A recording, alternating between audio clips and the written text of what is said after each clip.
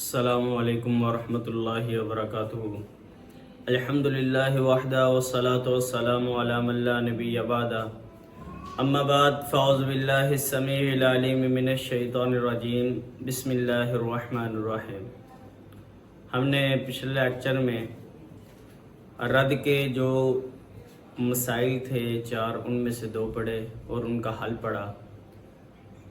تو پہلے جو 2 مسائل تھے ان میں یہ تھا کہ خاوند بیوی نہ ہوں، جن پر رد ہو رہا ہے وہ ایک جنس سے ہوں، پہلا مسئلہ، اور خاوند بیوی نہ ہو۔ دوسرا مسئلہ ہم نے یہ پڑھا کہ خاوند بیوی نہ ہو اور جن پر رد ہو رہا ہے وہ مختلف جنسوں سے ہوں۔ تو آج ہم جو بقیہ 2 مسائل رہ گئے ہیں ان کو پڑھیں گے۔ تو تیسرے نمبر پر جو مسئلہ آتا ہے وہ ہے کہ خاوند بیوی میں سے کوئی ایک ہو اور جن پر رد ہو رہا ہے وہ ایک جنس سے ہو۔ خاوند بیوی میں سے کوئی ایک ہو اور جن پر رد ہو رہا ہے وہ ایک جنس سے ہو۔ مثال کے طور پر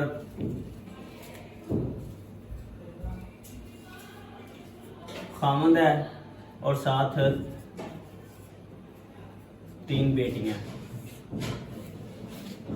اب اس مسئلے کو حل کرنے کا طریقہ کیا ہے کہ ویسے تو دیکھ لیں کہ خاوند جو ہے بیٹیوں کی موجودگی میں ربع لیتا ہے، اور جو بیٹیاں ہیں یہ 2 یا 2 سے زیادہ آ گئی ہیں یہ ثلثان لیں گی، تو اصل مسئلہ اگر دوسرے طریقے سے دیکھیں تو اصل مسئلہ 12 بن جائے گا۔ مگر نہیں، رد میں کچھ طریقہ اس طرح ہے کہ خاوند کا جو مخرج ہے، جو حصہ ہے اس کا مخرج ہے وہی اصل مسئلہ بنے گا، اور خاوند کو حصہ دینے کے بعد باقی جو مال بچے گا وہ بیٹیوں میں تقسیم کر دیا جائے گا۔ اگر پورا تقسیم ہوا تو ٹھیک ہے، اگر کمی بیشی ہوئی تو اس میں تھوڑی سی تصحیح کی جائے گی۔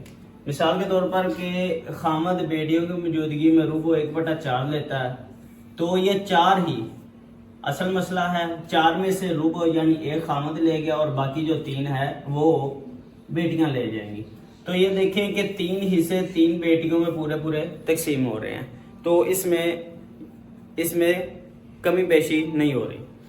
ایک اور مثال لے رہے ہیں کہ ایک خاوند ہے اور اس کی 4 بیٹیاں کر لیں، تو خاوند بیٹیوں کی موجودگی میں 1/4 لے گا۔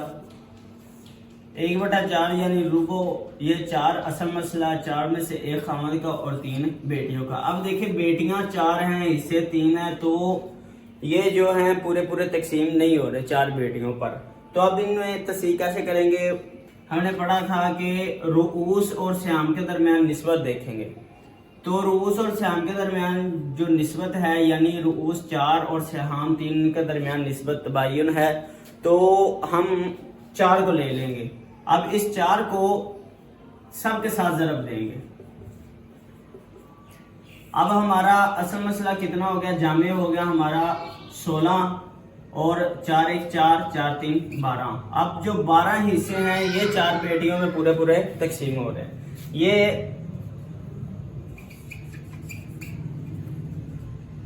مسئلہ نمبر 3، اس کے حل کرنے کا طریقہ ہے کہ خاوند کو پہلے دے دینا اور باقی جو مال بچے گا وہ جو دوسری جنس ہے اس میں تقسیم کریں گے۔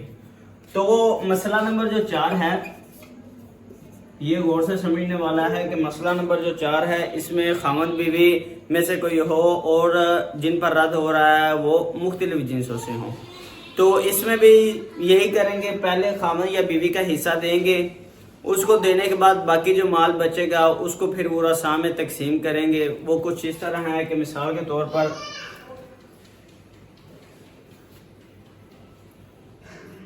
خاوند ہے، ایک بیٹی ہے اور ایک ماں ہے، یہ 3 ورثاء ہیں۔ تو کیا کریں گے؟ خاوند کو سب سے پہلے حصہ دے دیں گے۔ ہم ان دونوں کو ایک بار مٹا دیتے ہیں کہ خاوند کو سب سے پہلے حصہ دیں گے، یعنی ویسے ورثاء ذہن میں رکھتے ہیں خاوند بیٹی ماں۔ خاوند کو بیٹی کی موجودگی میں ربع یعنی 1/4 ملے گا، تو 1 خاوند کا پیچھے 3 باقی رہ گیا۔ اب باقی جو ورثاء ہیں ان کو ہم لکھ لیتے ہیں کہ ایک بیٹی تھی اور ایک ماں تھی. اب ان دونوں کا جو مسئلہ ہے وہ کیا بنے گا کہ جو بیٹی ہے وہ 1/2 نصف لیتی ہے اور ماں 1/3 ثلث لیتی ہے. تو یہ ہمارا اصل مسئلہ بنا 6. اب جو 6 ہے نصف 6 کا 3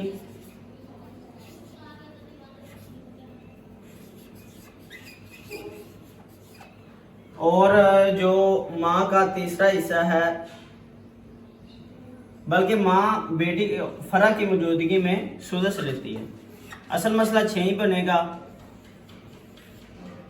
تو 3 بیٹی لے گی 1 ماں، تو یہ ہمارا 4 بن گیا. اب جو دوسرا اصل مسئلہ ہے یعنی رد تو یہ ہے نا، تو اس میں اور اس میں نسبت دیکھیں گے. ان دونوں میں جو نسبت ہے وہ تباین ہے. تو یہ جو 4 ہے اس کو پہلے مسئلے کے ساتھ ضرب دیں گے، ہمارا جامع بن جائے گا 4 4 16. اور اب اس 4 کو اس سے بھی ضرب دیں گے 4 1 4. اور یہ جو 3 ہیں ان کو ان سے ضرب دیں گے 3 3 9 اور 3 1 3. اب گن لیں 9 اور 4 13 14 15 16 پورے ہو گئے. تو یہ جو چوتھا مسئلہ ہے وہ کچھ اس طرح حل کریں گے کہ پہلے خامند کو دیں گے، اس کا مسئلہ بنائیں گے، باقی جو مال بچا اس کو لکھ دیں گے اور باقی جو ورثاء ہیں ان کا اصل مسئلہ علیحدہ بنائیں گے. پھر جو مسئلہ ہے ان دونوں کے درمیان نسبت دیکھیں گے باقی مال اور جو مسئلہ ہے. تو ان دونوں کے درمیان اگر نسبت تباین کی ہو تو اس کا جو ہے وہ مخرج، اس کا جو عدد ہے وہ پہلے اصل مسئلے کے ساتھ اس کو ضرب دیں گے اور جو پہلے مسئلے کے ساتھ ورثاء ہیں ان کو، اور جو باقی مال بچا ہے اس کو باقی سب کے ساتھ ضرب دیں گے. تو ہمارا مسئلہ اس طرح حل ہوگا. تو ہمارا رد کی بحث آج مکمل ہوئی. تو میری اللہ رب العزت سے دعا ہے کہ اللہ رب العزت ہمیں ان باتوں کو سمجھ کر ان پر عمل کرنے کی توفیق عطا فرمائے. وما توفیق الا باللہ. السلام علیکم ورحمۃ اللہ.